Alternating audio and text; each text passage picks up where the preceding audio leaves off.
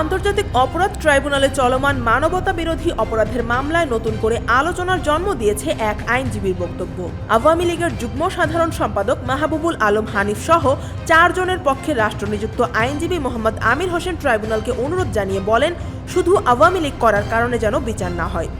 প্রসিকিউশনের সূচনা বক্তব্য শেষে তিনি এই আর্জি জানান।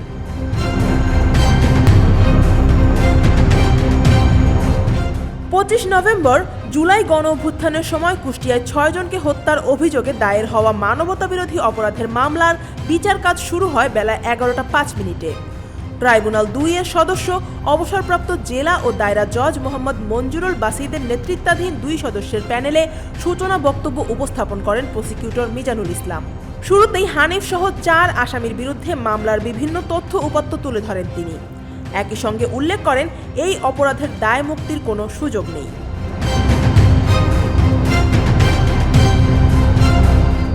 এই মামলার 4 আসামি পলাতক, তবে আসামির অনুপস্থিতিতে বিচারের বিধান আওয়ামী লীগ সরকারই তৈরি করেছে বলে উল্লেখ করেন প্রসিকিউটর মিজানুল ইসলাম। তার বক্তব্যের পর আইনটি স্মরণ করিয়ে দেয় ট্রাইব্যুনাল। একই সঙ্গে প্রসিকিউশন জানায়, এই বিচার কোনো রাজনৈতিক বিরোধ নিষ্পত্তির জন্য নয়, কারণ জুলাই আগস্টে নিরীহ ছাত্র জনতার উপর হামলা চালিয়ে কুষ্টিয়ায় 6 জনকে হত্যা করেন হানিফরা। এ নিয়ে অকাট্য সাক্ষ্য রয়েছে।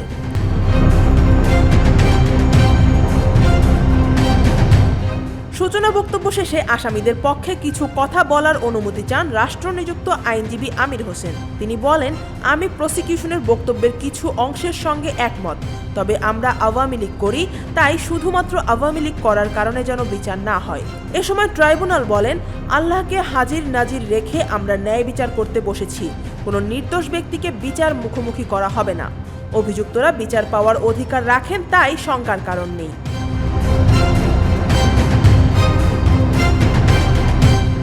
মানবতাবিরোধী অপরাধের এই মামলায় সাক্ষী রয়েছে মোট 38 জন।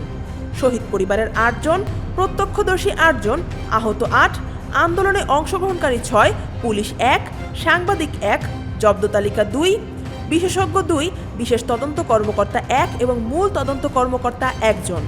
এদিন প্রথম সাক্ষীর সাক্ষ্য গ্রহণের কথা থাকলেও প্রসিকিউশনের আবেদনের পর ট্রাইব্যুনাল আগামী 8 ডিসেম্বর দিন ধার্য করেন।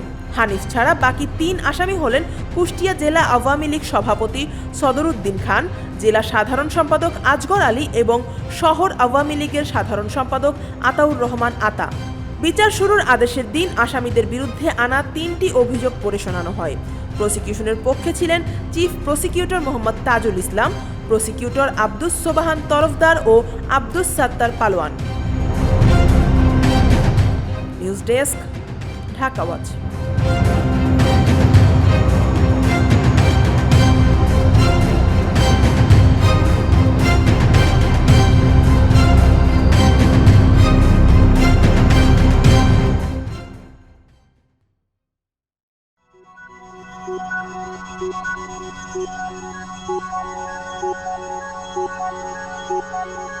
Thank you.